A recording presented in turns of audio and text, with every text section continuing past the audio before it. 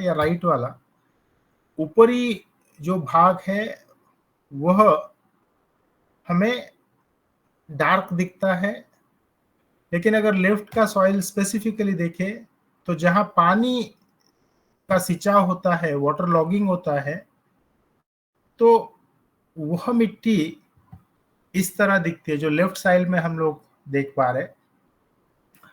लेकिन जो मिट्टी में पानी ड्रेन आउट होता है तो वह मिट्टी इस तरह से, जो मिडल में मिट्टी दिखाई दे रही है वह वेल ड्रेन सॉइल है। और जो राइट में है वहां हम लोग देख सकते हैं कि रेगुलर फ्लड के इश्यूज होते हैं, और जहां पे रेगुलर फ्लड के इश्यूज होते हैं उस जगह पे मिट्टी की अगर हम लोग खुदाई करें, मान लो 1 मीटर तक खुदाई करें, तो इस तरह की मिट्टी हमें देखने को मिलती है। और यह जो जैसा मैंने कहा है कि हमें अगर मिट्टी को सुधारना है तो सबसे इम्पोर्टेंट रोल होता है पशु या पंछियों का जो खाद होता है।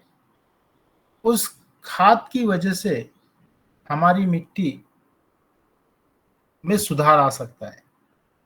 और जैसा मैंने लास्ट टाइम भी कहा कि 1 किलो वजन बढ़ने के लिए अलग अलग जो पशु या पंछी है, जैसा मुर्गी होती है, तो अगर उसका 1 किलो वजन बढ़ना है तो 2 किलो खाद वह खाती है। जो सुअर है उसका 1 किलो वजन बढ़ना है तो 4 किलो उन्हें खाना दिया जाता है। और 1 किलो गौ माता का अगर वजन बढ़ना है तो 7 किलो खाना वह खाती है। और इन सब पशुओं से या पंछियों से हमें जो गोबर खाद मिलती है, तो इन गोबर खाद का, और स्पेसिफिकली अगर देखा जाए तो गौ माता के गोबर खाद का भूमि की उर्वरता के लिए, यानी भूमि की फर्टिलिटी के लिए जो महत्व है, वह महत्व हम आज समझना चाहते हैं एक सक्सेस स्टोरी के माध्यम से। जैसा मैंने इससे पहले भी कहा है कि महाराष्ट्र में हम लोग अलग अलग कुछ किसानों के साथ में काम कर रहे हैं। 100 के आसपास किसान भाई है, अलग अलग जिलों में काम कर रहे हैं। अपनी अपनी तकनीकें उन लोगों ने डेवलप की है, और उन्हीं किसान भाइयों के जो एक्सपेरिमेंट्स है, उन एक्सपेरिमेंट्स के माध्यम से हम लोगों ने भी बहुत सी चीज़ें सीखी हैं। और यहाँ पे जो यह एक आर्टिकल है और यह जो खेती है, यह महाराष्ट्र में अहमदनगर करके जो जिला है, वहाँ निघोज करके गांव है, राहुल जी रसाल, इनकी खुद की खेती है जिसमें 25 एकड़ अंगूर, 25 एकड़ अनार और 25 एकड़ सब्जियां अलग अलग तरह की उगाई जाती है।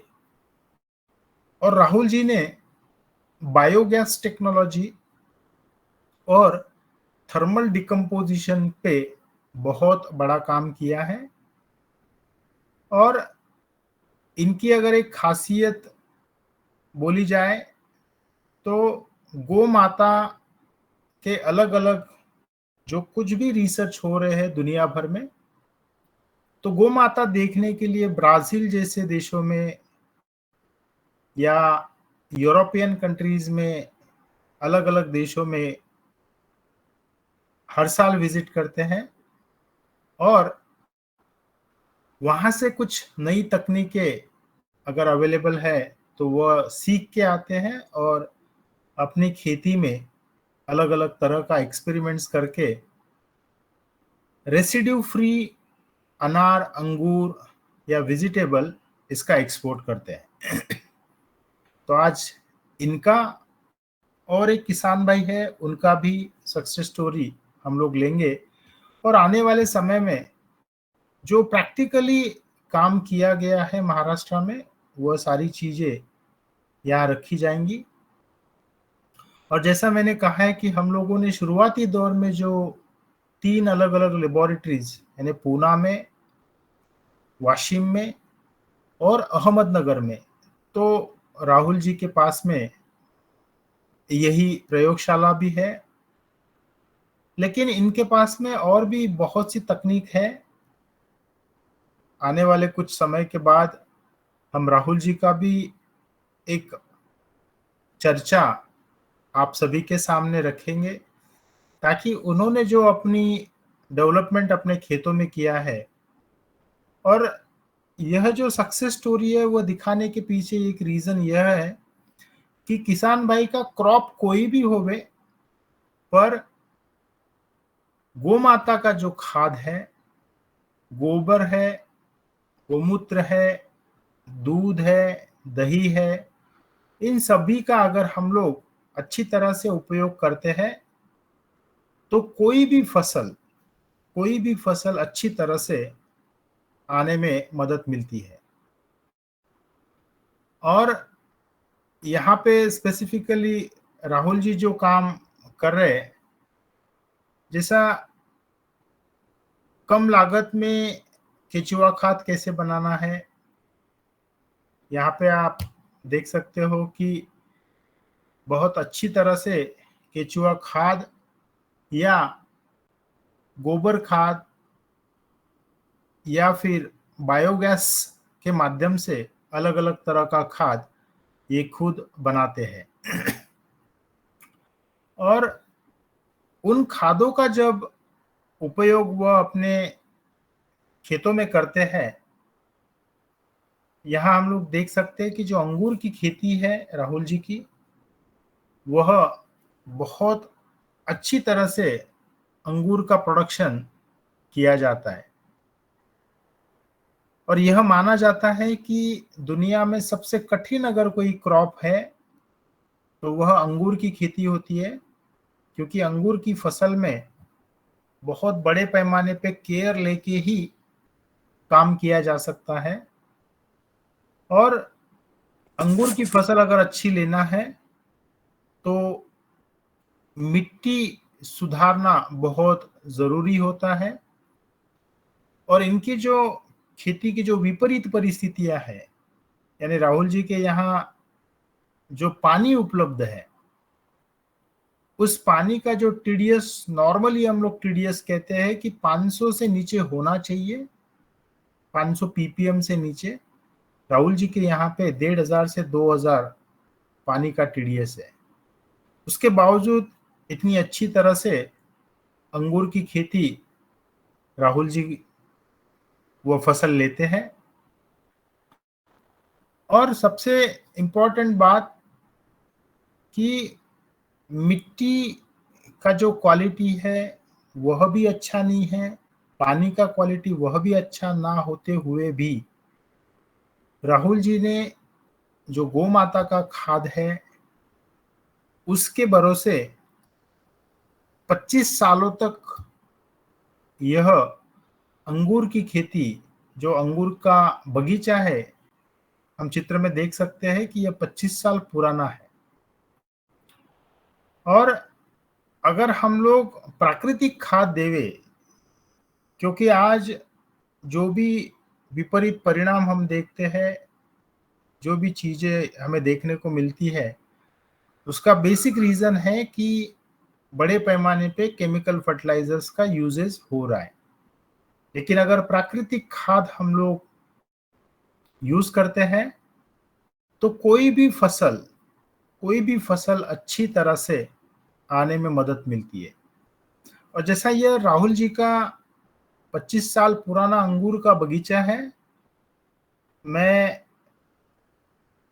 2016 में जब यूरोप में स्पेन जो देश है, वहाँ मुर्सिया करके जो गांव है, जो शहर है, वहाँ पे मैंने 100 साल पुरानी अंगूर का जो वाइन है यानी अंगूर की जो जो पेड़ कह सकते हैं हम, तो 100 साल पुराना प्राकृतिक खेती के माध्यम से डेवलप किया हुआ अंगूर का पेड़ मैंने देखा है।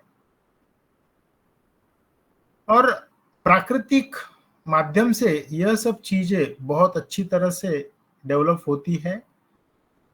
और यही एक प्रयास है इन सभी किसान भाइयों के जो अनुभव है, वही अनुभव हम लोगों ने हमारे यहाँ वाशिम में सीखे। और यहाँ हम लोग देख सकते हैं कि यह राहुल जी की करेले की भी खेती है। जैसा मैंने कहा है कि वो अलग अलग तरह की सब्जियां 25 एकड़ में बनाते हैं। और इस तरह का करेले का खेती, लेकिन इसी प्लॉट में अंगूर का प्लांटेशन किया हुआ होता है और अंगूर का पेड़ खड़ा होने तक करेले की खेती की जाती है। और जितने भी सारे क्रॉप है, फसल है, उन सब चीजों में प्राकृतिक खाद ज्यादा से ज्यादा दिया जाता है। और आप यहाँ पे एक चीज और भी देख पा रहे होंगे कि अलग अलग तरह के एक्सपेरिमेंट्स हम लोगों ने राहुल जी के खेतों में किया है।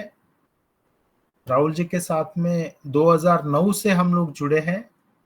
यहाँ देखिए कि जो मल्चिंग पेपर है नीचे, यानी अंगूर और करेले के खेत में लेफ्ट साइड में आप देख सकते हो पीला मल्चिंग पेपर और राइट साइड में व्हाइट मल्चिंग पेपर।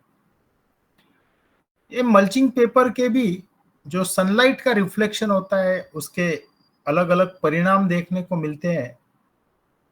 और इसी तरह से साइंटिफिक ट्रायल्स राहुल जी के खेतों में भी हम लोगों ने बड़े पैमाने पे किए हैं। और इन्हीं राहुल जी का जो अनुभव है, उन्हीं के मार्गदर्शन में दीपक जी होवे या विजय जी, जो वाशिम में हम लोगों ने अनार की खेती की, और राहुल जी के ही माध्यम में यह जो अलग अलग फसलें हमने डेवलप की। मेरा एक ही काम था कि जो अनुभवी किसान है, उन किसानों का मार्गदर्शन, जो नए किसान हैं, नई तरह से खेती करना चाहते हैं, प्राकृतिक खेती करना चाहते हैं, उनकी चर्चा होनी है। और यहाँ पे आप देख सकते हो कि जब हम लोगों ने वाशिम में अनार की खेती शुरुआत की, तो महाराष्ट्र में जो विदर्भ का एरिया है, यानी विदर्भ एक ऐसा एरिया है, स्पेसिफिकली कुछ जिलों में पानी की बहुत बड़ी दिक्कत होती है। यानी दुबकाले के समय, समर में पानी नहीं उपलब्ध होता है। और यहाँ पे आप देख सकते हो कि पानी उपलब्ध ना होने की वजह से, और सबसे बड़ी बात यानी जो टेम्परेचर होता है बेहद गर्म होता है। यानी कभी कभी हमारे उस वाशिम जिला में समर में, मई महीना में 48 डिग्री या 49 डिग्री तक टेम्परेचर जाता है। और वैसी कंडीशन में अगर पानी उपलब्ध ना हुए तो खेतों की क्या हालत हो सकती है, हम लोग अंदाजा इस चित्र के माध्यम से लगा सकते हैं।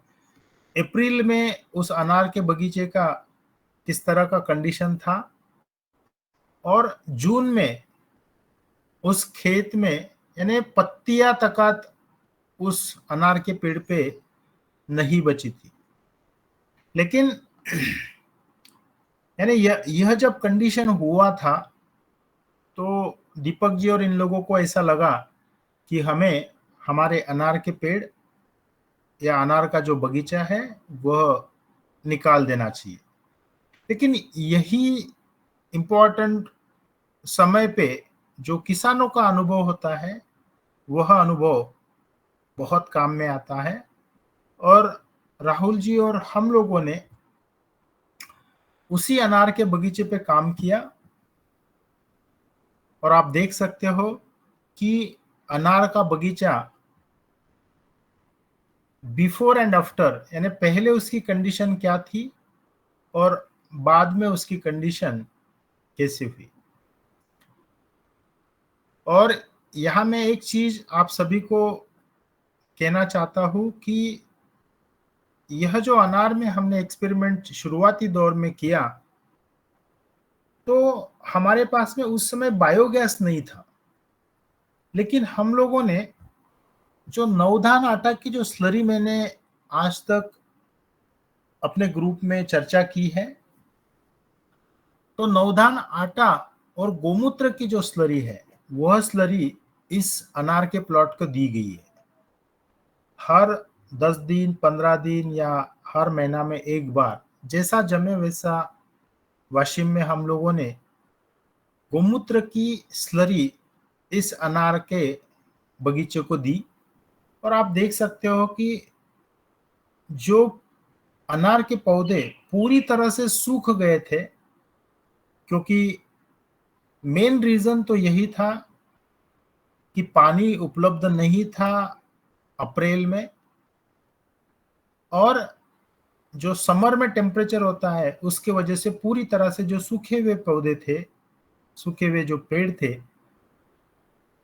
बारिश आने के बाद में आप देख सकते हो कि यहाँ यह जो मिट्टी है यह ब्लैक कॉटन सॉइल है जो पानी सोख के रखती है।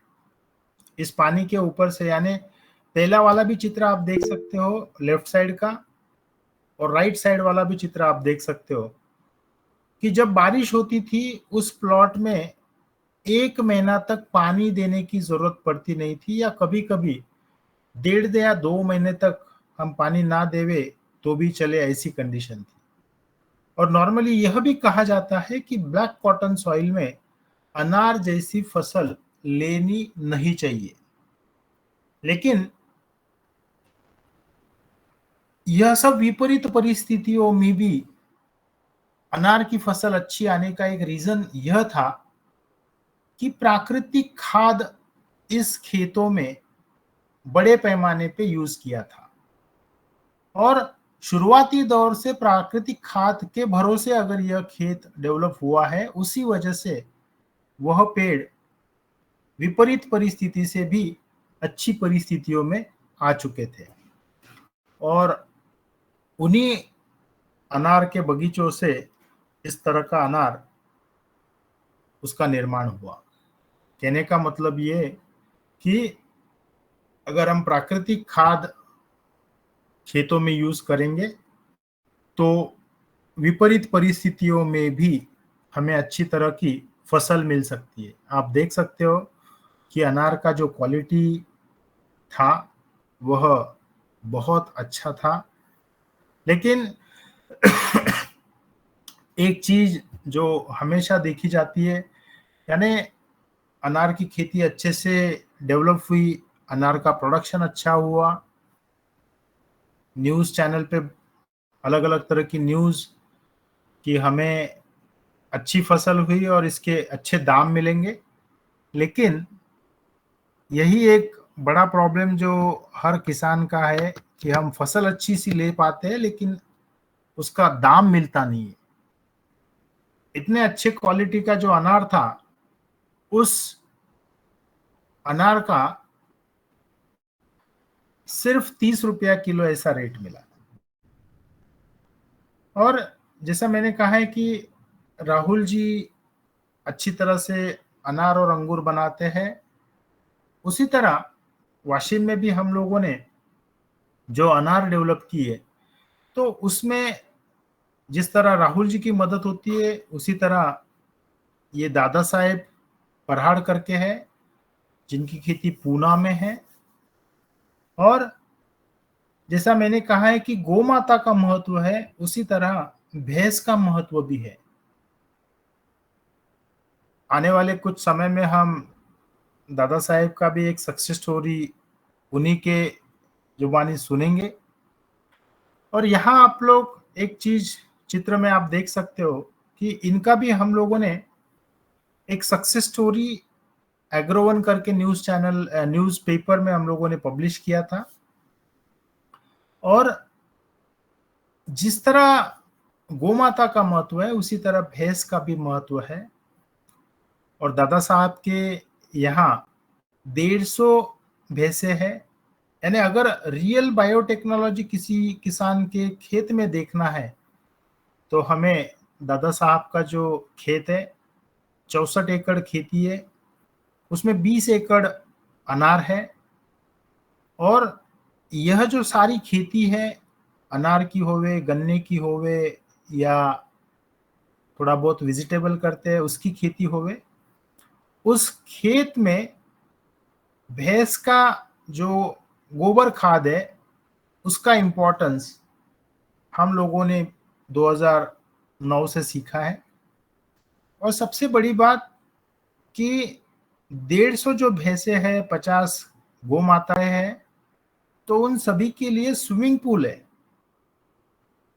यानी हम लोग, मैंने जो कहा है कि सच में जो रियल बायोटेक्नोलॉजी है वह दादा साहेब के खेत में हमें देखने को मिलती है। इसी 150 भैंसों की या गोमाता का जो गोबर आता है उससे बायोगैस बनाया जाता है, बायोगैस से बिजली बनाई जाती है।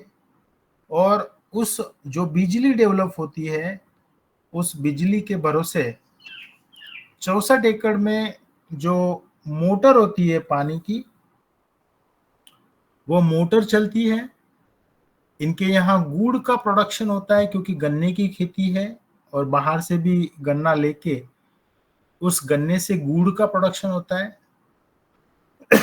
तो वो जो जैगरी प्रोडक्शन या गुड़ के प्रोडक्शन का जो यूनिट है उसकी जो बिजली है, इसी भैंस के गोबर के माध्यम से वह बिजली निर्मित की जाती है। और यहाँ 200 पशु है, तो इनसे जो दूध का जो एक बिजनेस है, रोजाना 800 लीटर के आसपास, 600 से 800 लीटर के आसपास का दूध का प्रोडक्शन होता है। तो 40 अलग अलग जगह से आए हुए मीन्स 40 लोग वहां पे काम को है, तो उनके घर का गैस, उनके घर की बिजली इसी भैंस के गोबर के माध्यम से जो बायोगैस होता है और उस बायोगैस के माध्यम से बिजली का निर्माण किया जाता है। और यहाँ आप चित्र में एक राइट साइड में देख सकते हो कि यह अनार का जो बगीचा है वह 20-21 साल पुराना है। और जो बायोगैस का जो स्लज या स्लरी निकलता है वह स्लरी इस अनार के बगीचे को भी दिया जाता है।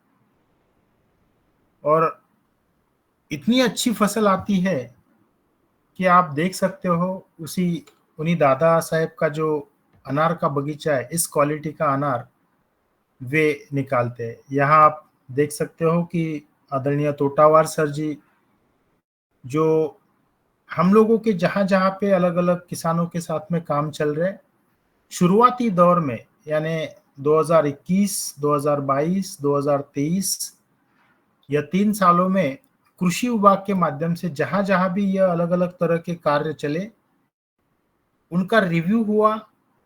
वह कार्य अन्य किसानों के लिए किस तरह उपयोगिता में आ सकता है, वह सारी चीजें भी हमें सीखने को मिली, देखने को मिली।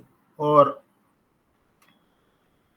तोटावार सर की तरह अलग अलग जो कृषि विभाग के अधिकारी है, उन लोगों ने यह सब चीजें जांच कर उसके बाद ही यह सब चीजें को आगे बढ़ोतरी दी। और जैसा मैंने कहा है कि जो गोमाता से या भैंस के माध्यम से जो गोबर हमें मिलता है, इस गोबर के पीछे का जो साइंस है वह साइंस भी हमें समझना जरूरी होता है। क्योंकि अगर मिट्टी को सुधारना है, उसकी पैदावार बढ़ाना है, तो मुझे ऐसा लगता है कि प्राकृतिक खाद ही इसका बहुत बड़ा सॉल्यूशन है। और इस वजह से हमें जो अलग अलग तरह के पशु हैं, पंछी हैं, उनका उपयोग करना भी ज़रूरी है। और अगर वे कर पाए तो ही मुझे लगता है कि मिट्टी सुधरेगी, और मिट्टी अगर सुधरेगी तो फसल अच्छी आएगी। और जिस तरह से गोबर खाद का महत्व है, उसी तरह अलग अलग इंसेक्ट, या जैसा हम लोग कीड़ा कहते हैं, अब दो तरह के कीड़े होते हैं, अच्छे वाले कीड़े और जो फसल को डैमेज करते हैं वह कीड़े। लेकिन हम लोग प्रकृति के माध्यम से अगर जाते हैं तो 97 से 99% जो कीड़ियां हमें हमारे खेतों में देखने को मिलती है वह मित्र कीड़ी होती है, और 1-2% ही हमारे फसल को दिक्कत करने वाली कीड़े हमें देखने को मिलते हैं। तो मुझे ऐसा लगता है कि हम सभी लोग इस प्राकृतिक खाद के बारे में सच में सोचें। आने वाले सेशंस में हम लोग इन प्राकृतिक खादों के बारे में ही, उसमें का जो साइंस है, जैसा मैंने लास्ट टाइम एक ओवरव्यू देने का कोशिश किया कि जो गोबर खाद है या अलग अलग जो फसलें उगा के गाड़ी जाती है, जैसा शरद भैया के यहाँ पे मक्के की खेती की जाती है, और मक्का यानी मैच्योरिटी से पहले ही हार्वेस्ट किया जाता है। तो वह जो मक्के का स्टॉवर है, यहाँ पे आप 3 नंबर पे देख सकते हो मक्के का स्टोवर, उसी तरह अलग अलग, जैसा ज्वार का जो, जैसा कड़बा कहते हैं हम लोग, स्टोवर,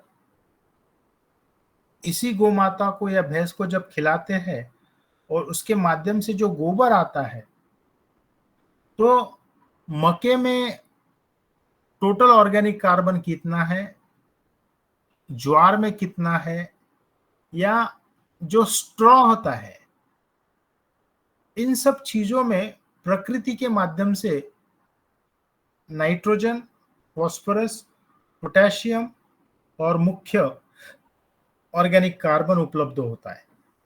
और जब यह पशुओं को खाने के माध्यम से दिया जाता है, और जब उन्हीं पशुओं से हमें गोबर मिलता है, तो उस गोबर में भी नाइट्रोजन का प्रमाण, फॉस्फोरस का प्रमाण, पोटेशियम का या कार्बन का प्रमाण हमें देखने को मिलता है। और यहाँ जैसा मैंने कहा है कि किसी भी पशु का गोबर होवे, उसका जो CN रेशियो है वह बहुत इंपॉर्टेंट होता है, और वह अक्सर 17 से 24 के बीच में होता है। लेकिन कुछ कुछ जो प्राणी होते हैं, जैसे यहाँ देखिए कैटल डंग में जो CN रेशियो है 24 तक दिखाया गया, लेकिन कुछ कुछ जगहों पे यह CN रेशियो 39 से लेकर 45 या 44 के बीच में जाता है। तो यह जो पार्ट है वह रिलेटेड टू डाइजेशन भी होता है, कि खाने के बाद में जब गोबर आता है तो प्राणी की जो, जैसा हम तबीयत कहते हैं, उसके बेसिस पे भी ये सब चीजें आती है।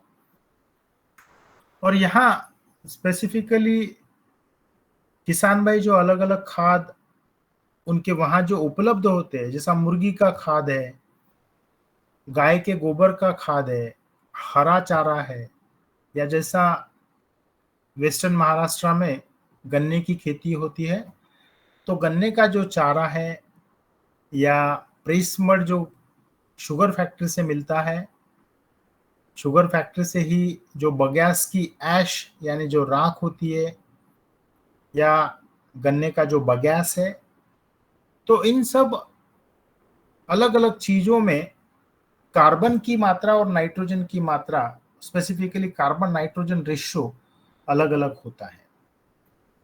और यही चीजें हमारे मिट्टी सुधार कार्यक्रम में अच्छे से काम करती है। लेकिन एक चीज और भी है कि अगर यह सब चीजें हम लोग प्रोसेस करके देवे, यानी अगर सूक्ष्म जीवों का प्रोसेस करके या कुछ अलग तकनीकें यूज करके, जैसा मैंने राहुल जी या दादा साहेब का जो बायो गैस का जो टेक्नोलॉजी है, उस टेक्नोलॉजी के माध्यम से उस बायोगैस में से प्रोसेस होके जब ये सारे खाद निकलते हैं तो उसमें न्यूट्रिएंट लेवल बड़े पैमाने में देखने को मिलता है। और सिर्फ कार्बन, नाइट्रोजन या फास्फोरस, पोटैश ही नहीं, तो अलग अलग तरह के जो न्यूट्रिएंट किसी भी सूक्ष्म जीव को मल्टीप्लिकेशन के लिए, जैसा प्रोटीन लगता है, कार्बोहाइड्रेट लगता है, विटामिन लगते हैं, मिनरल्स लगते हैं, तो ये सारी चीजें इन्हीं खाद के माध्यम से सूक्ष्म जीवों को जो मिट्टी में होते हैं या जो सजीव सृष्टि मिट्टी में है, उन सजीव सृष्टि के लिए यही चीज खाना करके काम करती है। और सबसे बड़ी जो हम लोगों की गलती हुई, वह गलती सिर्फ यही हुई कि जो हम लोग 1960 से पहले सिंपल गाय का गोबर का खाद या भैंस के गोबर का खाद हम लोग यूज करते थे, वह खाद हमने केमिकल फर्टिलाइजर की वजह से बंद किया और 60-65 सालों में ही हम लोगों ने उसके बड़े विपरीत परिणाम देखे। यानी आज जो भी फसल होती है उसमें न्यूट्रिशनल वैल्यूज बहुत कम देखने को मिलती है, मिट्टी बंजर होते जा रही है और बंजर मिट्टी की वजह से जो न्यूट्रिशन हमें मिलना चाहिए, यानी नॉर्मली ऐसा कहा जाता है कि यह जो पौधे हैं, अलग अलग तरह की फसलें हैं, इनके माध्यम से 25 तरह के न्यूट्रिएंट मनुष्यों के लिए मिलते हैं। उसमें 12 तरह के विटामिन है, 9 तरह के माइक्रो न्यूट्रिएंट्स है, प्रोटीन्स है, फाइबर है, फैट्स है। ये सब चीजें हमें खेतों के माध्यम से ही मिलती है और इन्हीं खादों के माध्यम से मिलती है।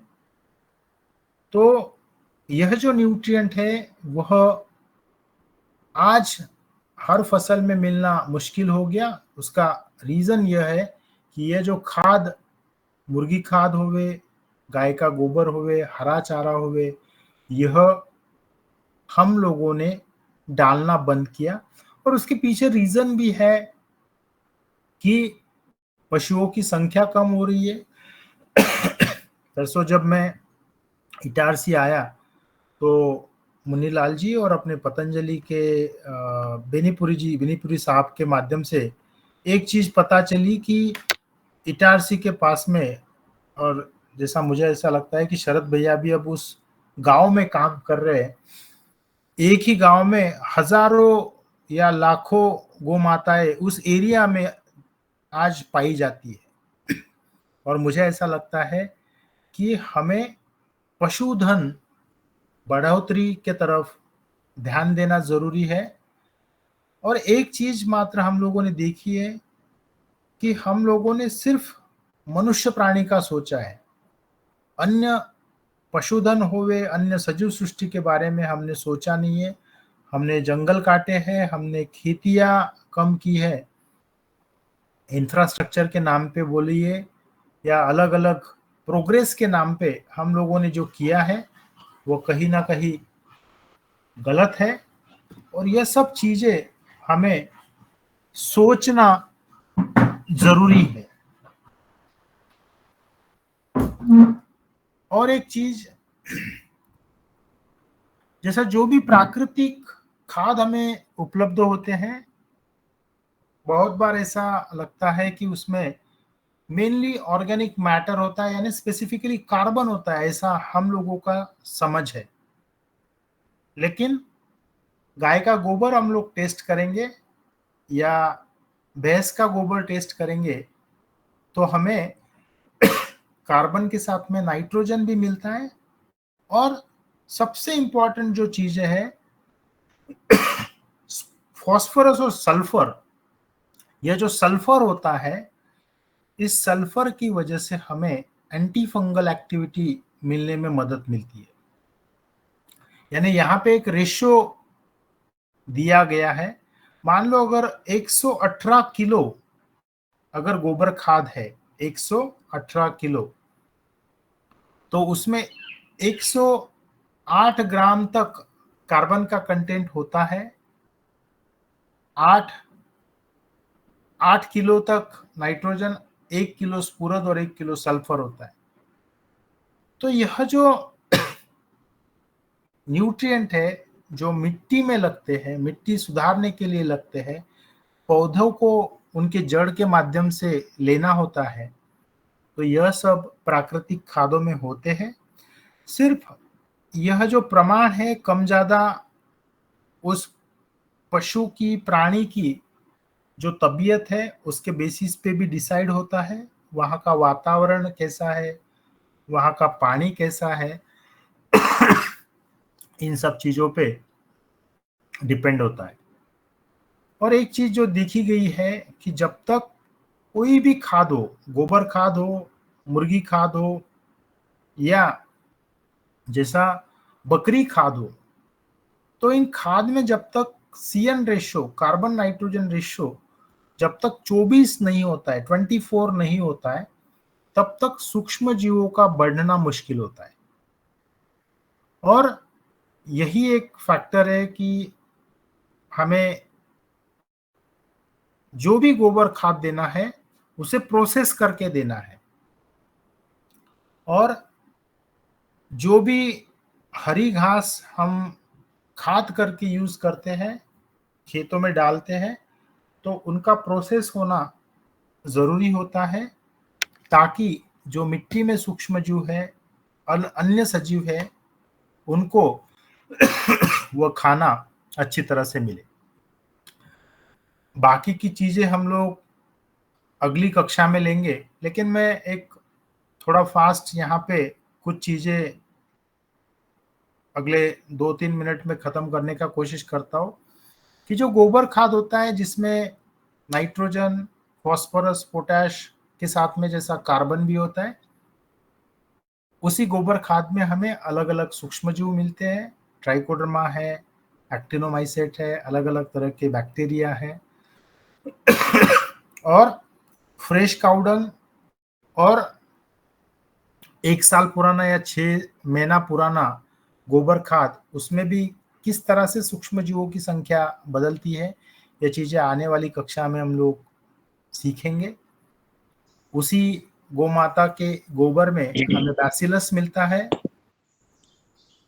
अन्य पशु जैसा गोमाता का गोबर है, भैंस के माध्यम से मिलता है, बकरी के माध्यम से जो भी हमें खाद मिलता है, बैलों के माध्यम से जो मिलता है, तो इन सभी के गोबर में कौन से सूक्ष्म जीव पाए जाते हैं, उस बारे में भी हम लोग आने वाली कक्षा में चर्चा करेंगे।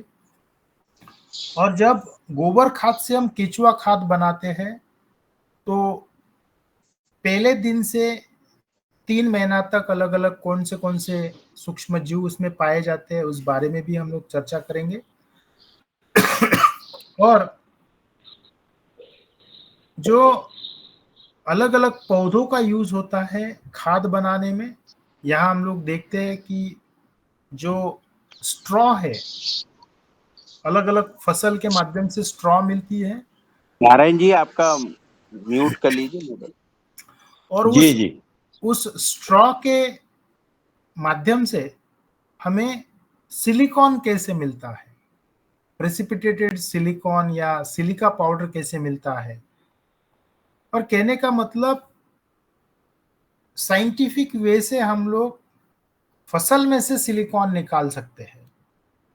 यहाँ पे इस चित्र में आप देख रहे हो, ये सारी चीजें आने वाले समय में हम लोग सीखेंगे। और शरद भैया जो मक्के की खेती करते हैं, तो मक्के का जो स्टॉक होता है, जैसा पूरा पौधा, उसमें 40 से 60% स्टॉक होता है, 20 से 30% पत्तियां होती है यानी लीव्स होते हैं, 15 से 20% मक्का होती है यानी कॉर्न कॉप्स कहा जाता है, और 10 से 15% जो मक्के के ऊपर जो परत या हस्क उसको कहते हैं, वह 10 से 15% होती है। और इन्हीं सब चीजों से, जैसा यह सब चीजें जब क्रश की जाती है, पशुओं को खिलाई जाती है, तो इन स्टॉक में का, पत्तियों में का या मक्के में का जो खाना है, यानी उसमें का जो कार्बन कंटेंट है, प्रोटीन कंटेंट है, कार्बोहाइड्रेट कंटेंट है, फैट कंटेंट है, ये सारा गोमाता या अन्य पशुओं के पेट में से प्रोसेस होके हमें एक डाइजेस्टेड न्यूट्रिएंट मिलते हैं, और वही हम खाद के रूप में हमारे खेतों में मिट्टी सुधारने के लिए यूज करते हैं। तो मुझे ऐसा लगता है कि इन सारी चीजों के बारे में आने वाली कक्षाओं में हम लोग सीखेंगे, और हमें प्रकृति की ओर अगर जाना है तो पशुओं का पालन सबसे इम्पोर्टेंट है। अगर हम लोग पशु को पालते हैं तो ही हमारी जो मिट्टी है वह सुधर सकती है। और मेरा यह मानना है कि हमें अगर न्यूट्रिशियस खाना चाहिए तो मिट्टी को सुधारना ज़रूरी है, और मिट्टी को सुधारना है तो पशुओं को पालना भी ज़रूरी है। इस धरती पे अन्य सजीवों को भी होना चाहिए, तभी प्रकृति ठीक से चल सकती है। जी ओम।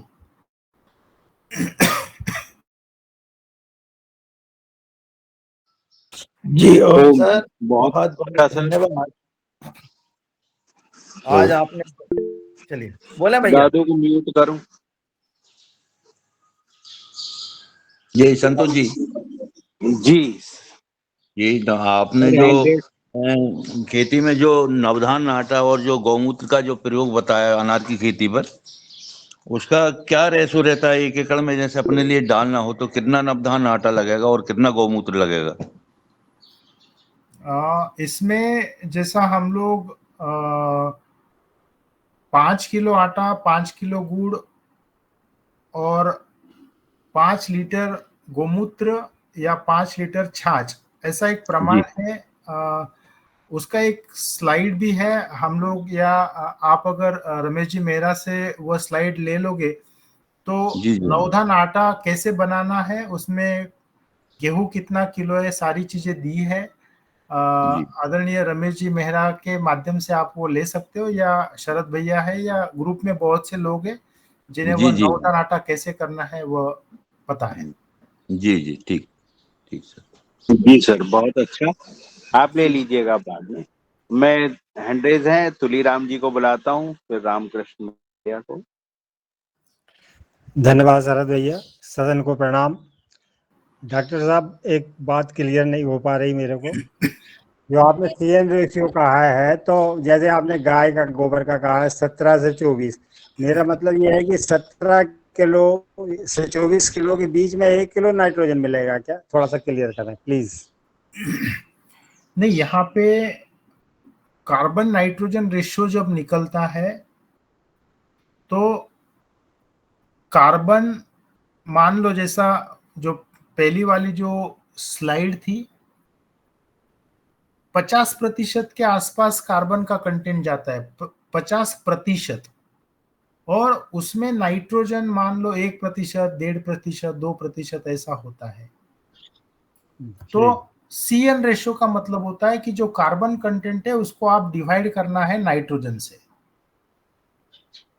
मतलब अगर कैसे? आपके इसमें 50 प्रतिशत अगर कार्बन है तो उसको डिवाइडेड बाय 2, तो वो फिर 25, 26 ऐसा जाता है।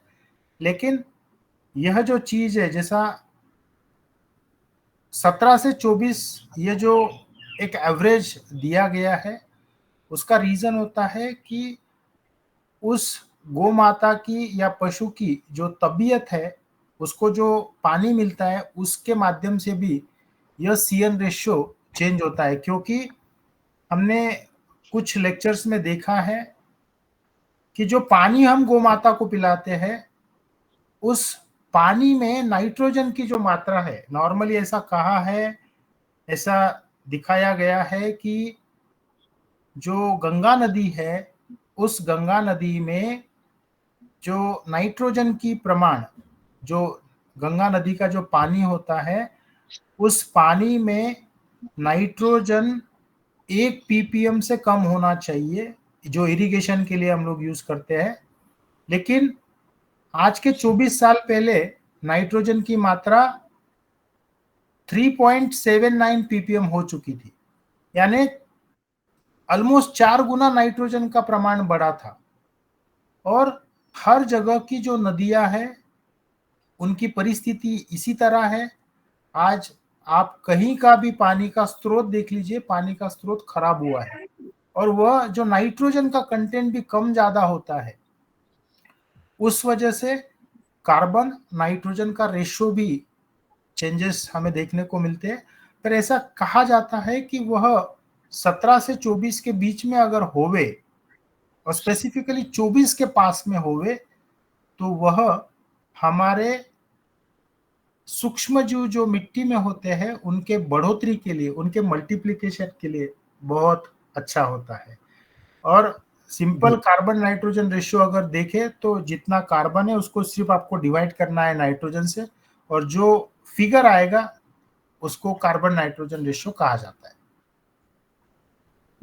अब टेस्ट कराते हैं डॉक्टर साहब, तो उसमें 1.5% नाइट्रोजन बताते हैं गोबर की खाद में, पकी हुई गोबर की खाद में। इससे कोई संबंध है क्या?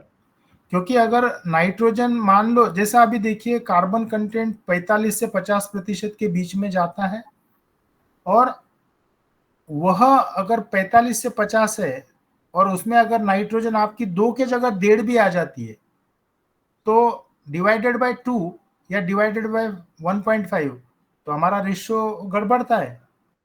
और एक चीज यहाँ पे आप अपने खुद से भी कोरिलेट कर सकते हो कि हम, जब हमारी उम्र 20 साल से पहले, 20 से 50 साल, या 20 से 40 साल, और 40 से 60 साल, हम जो खाना खाते हैं और जो ह्यूमन एक्सक्रीटा है, उसका भी आप, जैसा गाय का गोबर है वैसा ह्यूमन एक्सक्रीटा है।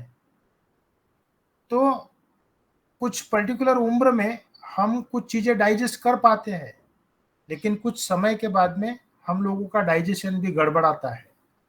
तो यह सारी चीजें कहीं ना कहीं कोरिलेट होती है कि हमारी शरीर की सिस्टम कैसी है, गोमाते की शरीर की सिस्टम कैसी है, और उसके माध्यम से जो चीजें बाहर आती है, और जो योगाहार के माध्यम से जो चीजें चल रही है, यानी यह जो योगा है, योगा करने से भी हमारे शरीर पे जो एक अच्छा परिणाम हमें देखने को मिलता है कि आप सभी लोग देख रहे हो कि दादू जैसे आज उम्र के 70 के पड़ाव के पास में है, लेकिन आज भी तंदुरुस्त है। तो ये सारी चीजें इम्पॉर्टेंट होती है उस पशु का डाइट, और उस डाइट उसकी जो हेल्थ है, और वो हेल्थ के माध्यम से उनके जो डाइजेस्टिव सिस्टम में जो अलग अलग सूक्ष्म जीव है, वो किस तरह से उसको डाइजेस्ट करते हैं, उसी के ऊपर कार्बन और नाइट्रोजन या अन्य न्यूट्रिएंट का जो परसेंटेज है वो डिसाइड होता है। जी ओम। जी धन्यवाद।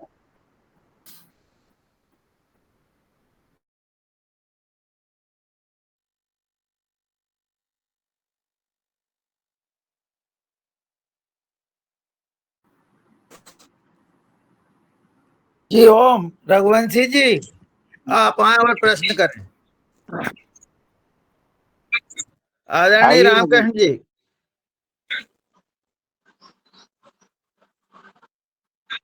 जी जी ओम। डॉक्टर साहब को प्रणाम। जी ओम, जी ओम। डॉक्टर साहब, जैसे कि अभी आप एक स्लाइड दिखा रहे थे, उसमें ये नाइट्रोजन का जो रेशो बता रहे थे, आप जो लकड़ी का भूसा है या जो अपनी जो वुड कटती है या उसका जो भूसा निकलता है, उसमें आपने सबसे ज्यादा दिखाया है इसमें। तो इसका मतलब ये है कि अभी जितना भी हमारा प्रूनिंग मटेरियल निकलता है या जो बागवानी करते हैं जो लोग, तो वो उसके लिए उसको क्रश करके और उसको भी खाद के तौर पे यूज कर सकते हैं क्या? और दूसरा प्रश्न मेरा ये है कि जैसे आपने बताया कि जितना जो ह्यूमन एक्सक्रीटा है या जो भी है, तो पहले एक मल चिकित्सा चलती थी। तो हमें अच्छे से याद है कि हमारे यहाँ एक गाय थी, तो वो बीमार हो गई थी। तो हमारी माँ ने ये कहा कि तुम जाओ और गांव में सीधे बोले कुत्ते का गू लेके आओ, वो जो कुत्ते का मल होता है वो सूखा वाला लेके आओ। अब हमने ढूंढने के बाद में मिल जाता है, तो वो लाके, और हमारी माँ ने कुछ नहीं किया, केवल उसको गाय को सूंघाया था। वो गाय को सूंघने के बाद में उन्होंने देखा है कि वो गाय वापस चारा नहीं चर रही थी, तो फिर वो चारा चरने लगी। तो पहले भी ऐसी मल चिकित्सा होती थी, जैसे कहीं चोट लग जाती थी तो हमारी माँ वो बंदर का वो भी बुलवाती थी।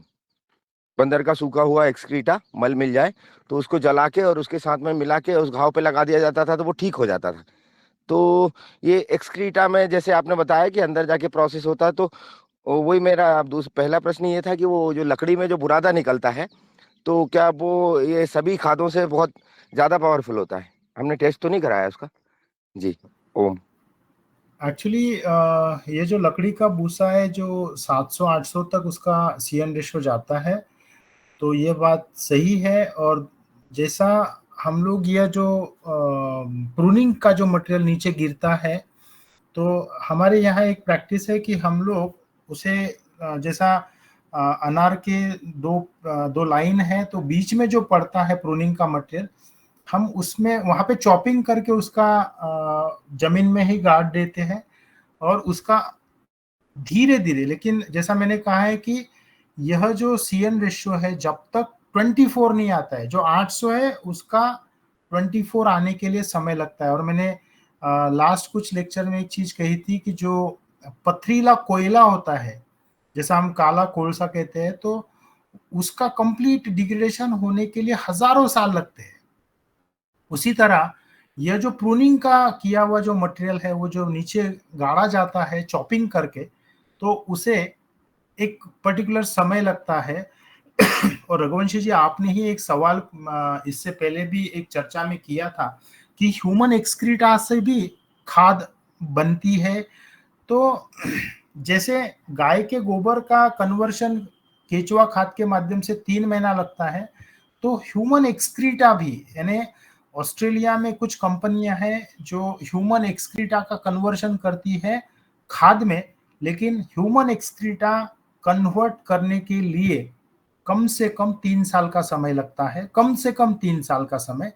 लेकिन जैसा हम लोगों ने हमारी पुरानी जो चीजें, जैसा हम लोग 60 साल 70 साल पहले जाए, तो अभी टॉयलेट हम लोगों के घर में आए हैं, लेकिन पहले ये सारे, जैसा हम लोग बाहर ही जाते थे और वह जो प्रकृति के माध्यम से जो डाइजेस्ट हो के जो सारी चीजें हमें मिलती थी, तो वह भी एक अच्छी तरह का खाद था। और आपका जो एक अगला सवाल था कि जैसा बंदर या जैसा कुत्ते का जो भी एक्सक्रीटा है, तो उसके माध्यम से अलग अलग तरह की बीमारियां बोलो, अलग अलग तरह की डिसऑर्डर्स बोलो, जो कम हुई है। मैं आपको एक चीज कहता हूँ, आप गूगल सर्च कीजिए ह्यूमन एक्सक्रीटा फॉर ह्यूमन, यानी जो एथलेट्स होते हैं, एथलेट का जो एक्सक्रीटा है, उसका उपयोग अब मनुष्यों की दवाइयों में भी होने लगा है। उसके कुछ रिसर्च ट्रायल चल रहे हैं, अभी तक कोई प्रोडक्ट डेवलप नहीं हुआ है, बट यह जो हर चीज है, हर सजीव सृष्टि के माध्यम से जो एक्सक्रीटा हमें मिलते हैं, उन एक्सक्रीटा का कुछ ना कुछ रोल होता है। और एक चीज, अगर हम लोग गूगल करें कि जो नेपाल और हिमालय का जो एरिया है जहाँ पे कुछ ऐसे कीड़े होते हैं कि जिसमें बिवेरिया का इन्फेक्शन लगता है या मेटाराइजियम का, स्पेसिफिकली बिवेरिया का। तो बिवेरिया इन्फेक्टेड जो इंसेक्ट होते हैं उन इंसेक्ट का पीस कर चटनी किया जाता है, और वह जो चटनी होता है उसका ह्यूमन हेल्थ में, ह्यूमन के अलग अलग डिसऑर्डर्स में बहुत बड़ा उपयोग दिखाया जाता है, और बड़े महंगी चीजें वो मिलती है। तो यह सारी चीजें अभी रिसर्च के फेज में है। आने वाले समय में मे भी 50 साल 100 साल के बाद में मनुष्यों की दवाइयाँ मनुष्यों के माध्यम से ही या अन्य इंसेक्ट के माध्यम से हमें देखने को मिलेगी, ऐसा मुझे लगता है। जी ओम।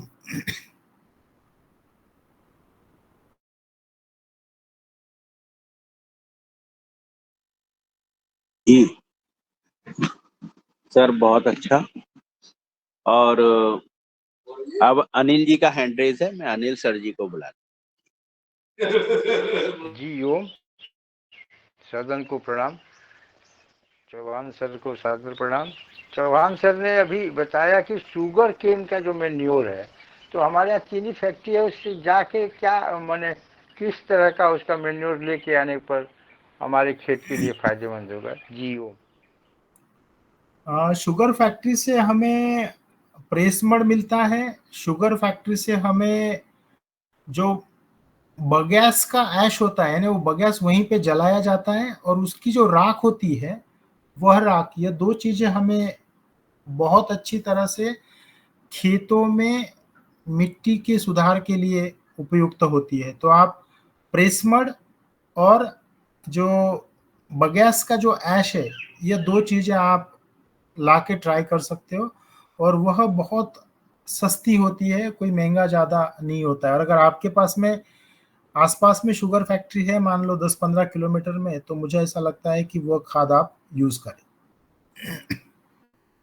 जी बहुत नजदीक है, 20 किलोमीटर दूर है। ओके। बहुत अच्छा। डॉक्टर रोशन लाल सर जी को मैं आमंत्रित करता हूँ कि वो आए। जी धन्यवाद शरद भैया। सदन को सादर प्रणाम। डॉक्टर साहब, चर्चा बढ़िया अच्छी दिशा में चल रही है, और आपने सारी चीज़ें जो बताई उसमें मैं थोड़ा सा ऐड करना चाह रहा था।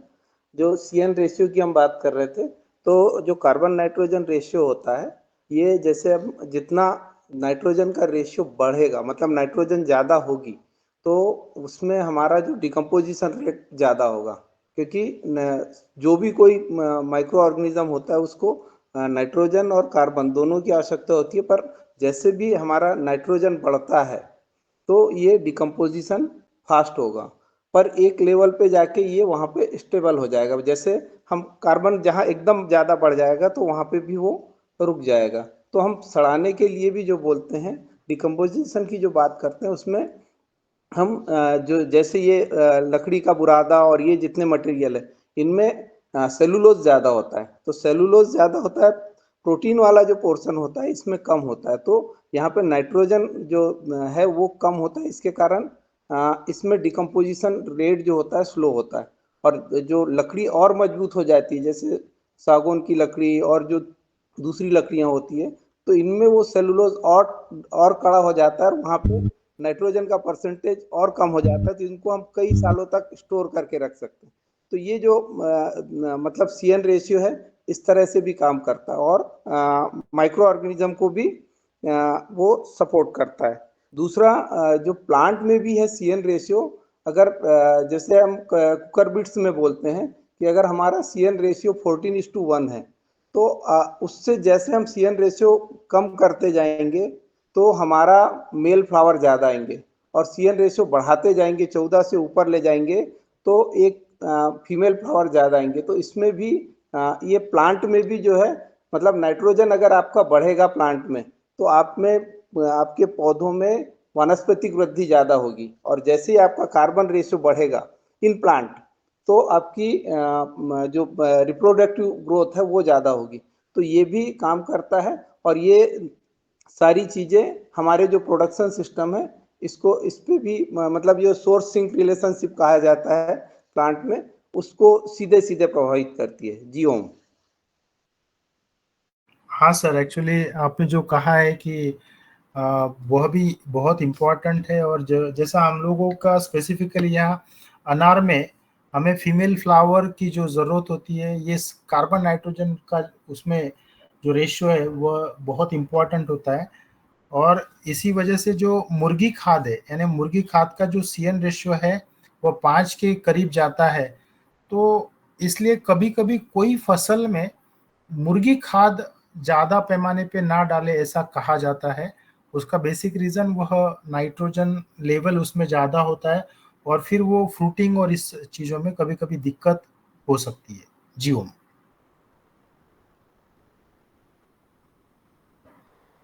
जी बहुत अच्छा सर।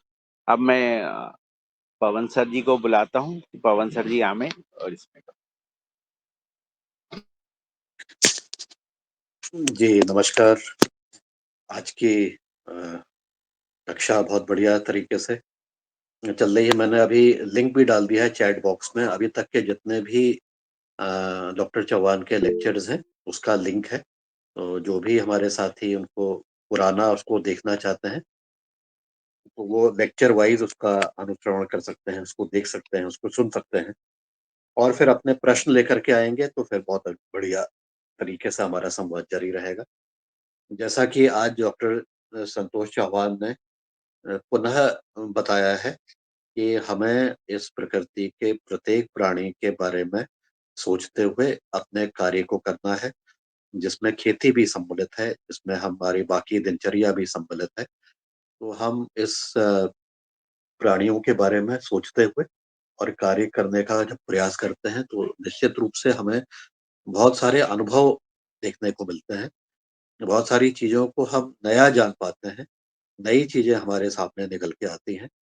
तो इसी चीज़ को अब बार-बार रिपीट हो रही है। मेरा अनुरोध है कि हमारे जो भी साथी अपने अनुभव आने वाले दिनों पर इसके जब वो प्रयोग करते हैं और बाकी प्राणियों को देखते हैं और उनकी दिनचर्या को देखते हैं, उनके कार्यों को देखते हैं। अगर हमारे वो पालतू जानवर हैं, तो उनको खाना खिलाते हैं। तो अलग-अलग खाना खिलाने पर भी उनके जो उत्पाद हैं, चाहे वो वेस्ट के रूप में गोबर और गौमूत्र कहें गाय का या उसके उत्पाद हैं, उसका भी स्वाद और उसकी भी जो है उसके अनुभव अलग-अलग समय पर अलग-अलग देखने को मिलेंगे और उनकी स्थिति, उनकी मन स्थिति के आधार पर ही वो उत्पाद में गुणवत्ता होगी, ज़्यादा होगी या कम होगी, इसका अनुभव हम देख सकते हैं, कर सकते हैं। इसी तरह से जो अन्य जानवर हैं, उनकी अपनी अलग-अलग स्थिति रहती है। हर एक जानवर की अपना नेचर अलग है, उसकी प्रकृति अलग है। तो हर एक के साथ हमारे अनुभव रहते हैं कि वो कभी ज़्यादा एक्टिव रहते हैं, कभी कम एक्टिव रहते हैं। तो उसमें उनके अंदर जो स्थिति चल रही है, उनके अंदर जो उनकी भावना चल रही है, उनको उनको जो भोजन दिया जा रहा है तो वो सब चीज़ें उसको परिवेश को बनाते हुए जैसे मानव का परिवेश है, उस तरह बाकी जानवरों का और अन्य जीवों का भी परिवेश है। अ, तो ये केवल जो हमारे जीवित जो हैं केवल प्राणी ही नहीं, बल्कि हमारे जो पेड़-पौधे हैं और वो है उनका उनका भी यही अनुबंध, यही स्थिति है। उनके संवाद करने के, आपस में बातचीत करने के सिग्नल अलग हैं, उनकी भाषा अलग है, लेकिन सब लोग इसके प्रति अपने प्रति कोई भी चीज़ होती है, उसके प्रति संवेदनशील रहते हैं और उसको अपनी भाषा में वो व्यक्त करते हैं। तो हम जितना ज़्यादा इस प्रकृति को समझने का प्रयास करेंगे, उतना ही ज़्यादा हमें पता लगेगा कि शायद हमें तो अभी कुछ मालूम ही नहीं। जितना ज़्यादा जाएँगे और जहाँ तक के सूक्ष्म जीव की बात है, तो वो तो हमने केवल 1% ही वैज्ञानिक अभी तक के ढूँढ पाए। तो हम इस चीज़ को ध्यान में रखते हुए हमारी अपनी जो भूमिका है मानव की जो भूमिका है, इसको और गहनता से समझना है, उसमें कार्य करने की ज़रूरत है। तो मुझे आज इतना ही कहना है। ये बातें बहुत रिपीट भी हो रही हैं, लेकिन मुझे लगता है कि हम इस चीज़ पर जितना ज़्यादा जानेंगे, जितना ज़्यादा समझने का प्रयास करेंगे, उतना ही ज़्यादा हम अपने आप को समझ में आएगा कि हमें कुछ नहीं मालूम। तो हमारी यात्रा जारी जारी है, जारी रहेगी, सीखने की, सिखाने की एक दूसरे को समझने की और मुख्य रूप से प्रकृति को समझने की। इतना कह के मैं अपनी वाणी को विराम देता हूँ। नमस्कार, धन्यवाद। बहुत अच्छा सर, और बहुत महत्वपूर्ण, और आपके मार्गदर्शन में हमारे अंदर एक नया जोश आ जाता है और हम लोग एक नया कुछ कर पाने के लिए सक्षम हो जाते हैं। अब मैं दादू को बुलाता हूँ कि वो आवे और आज का समापन करें और अपने कोई क्वेश्चन होगा। जी ओम। सदन को नमन। आज की चर्चा बहुत अच्छी हुई और मैं आदरणीय चौहान साहब से ये पूछना चाहता हूँ कि जो हमने प्लेट बनाई है, अब इस प्लेट से हम जो आगे की प्रक्रिया, यानी हमारे पास जो मदर प्लेट तो बन गई है, अब हम आगे किस तरह से आगे बढ़े, इस पे थोड़ी चर्चा बता दें। जियो।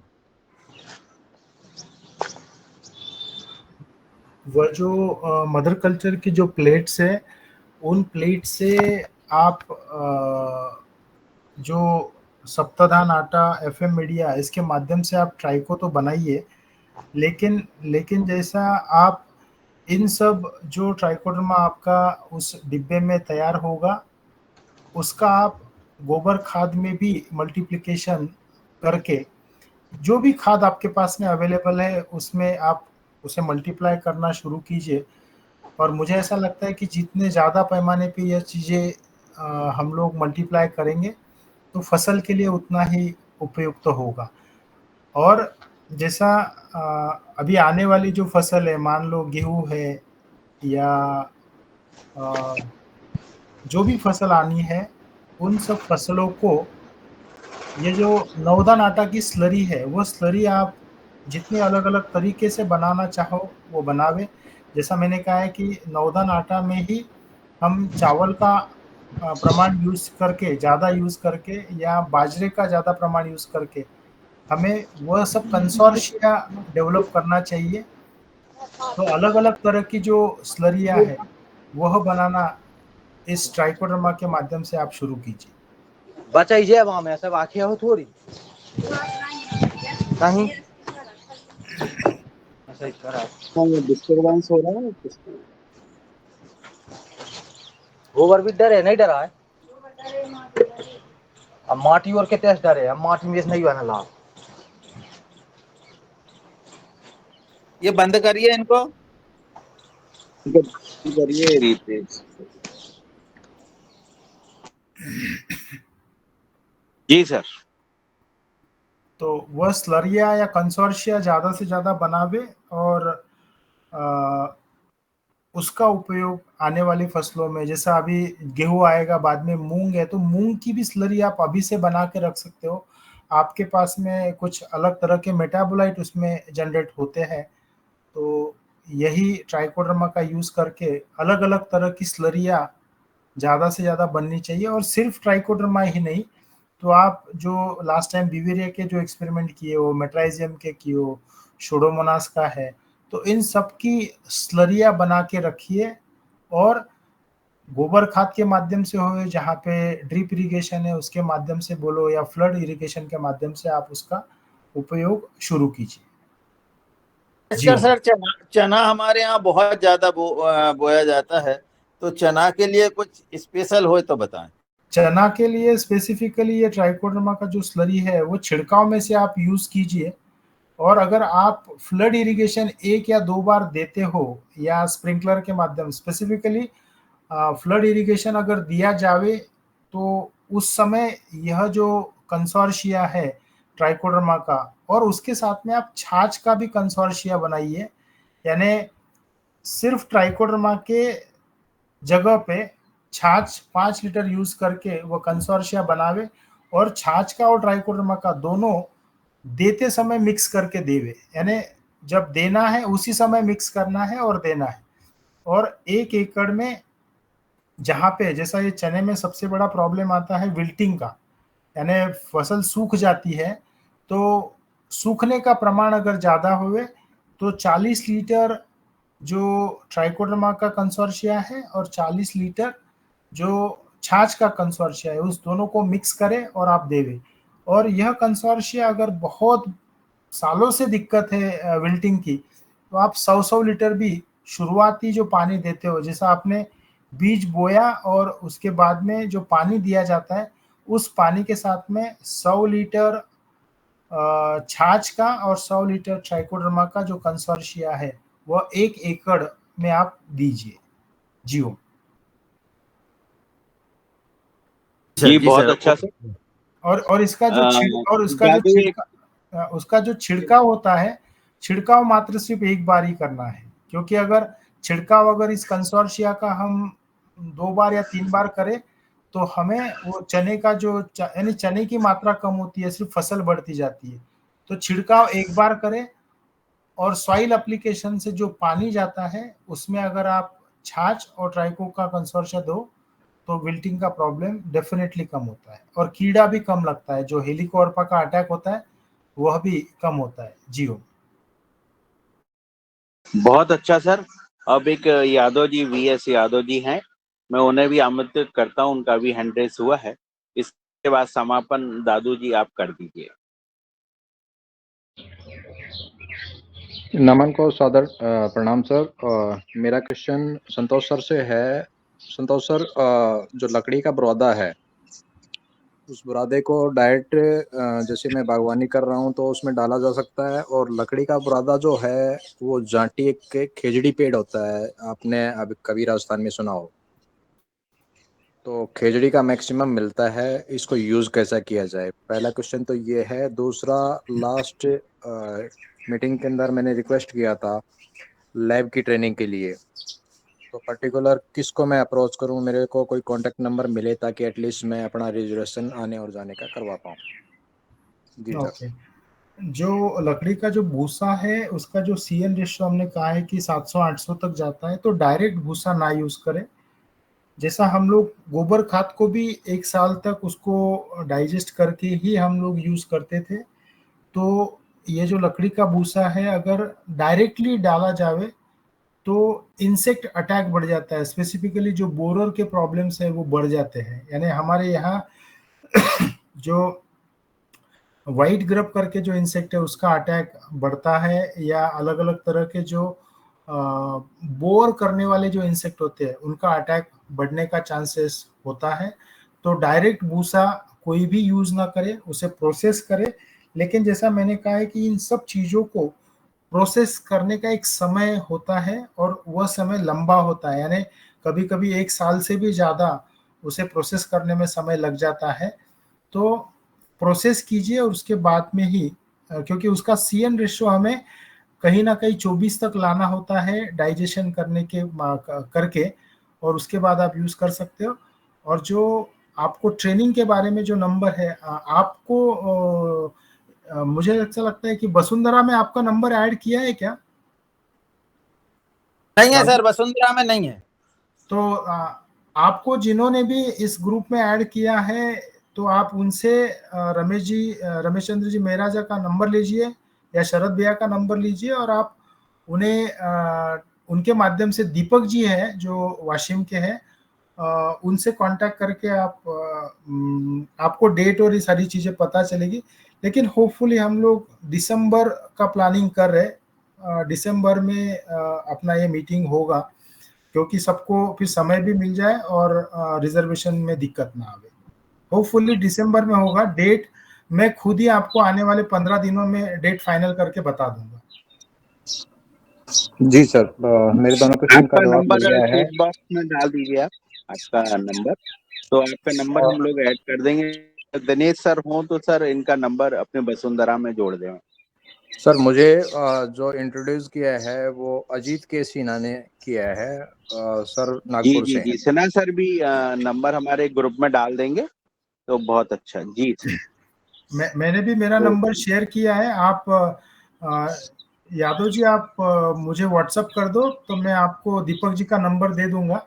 सिर्फ इतना है कि 15 दिन लगेगा वो डेट फाइनलाइज करने के लिए, 15-20 दिन, तो मान के चलिए कि दिसंबर में होगा। जी सर, धन्यवाद सर। ओके।